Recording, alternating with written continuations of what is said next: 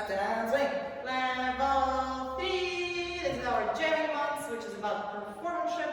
No matter if it's a competition, a jam, or just dancing socially, a little bit more flashier.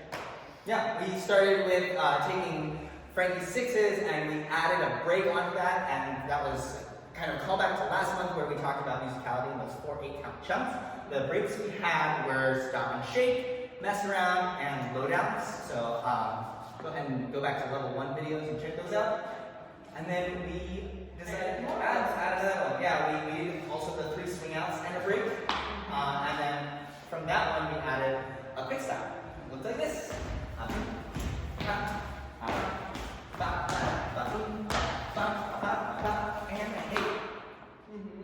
So we did talk a lot about making just your outside turn better, but then there are some little things, like for example this hand hold, so then that turn feels a little bit more stable. And here, followers, you are in control of how low you want to go. Like it can be pretty small, or it can be like a little bit wider, and it will be asking for some weight from your leader. Leaders, be ready for that.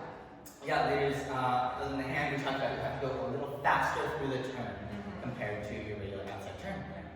And we'll do more breaks and jams and things next week. See you then. Goodbye.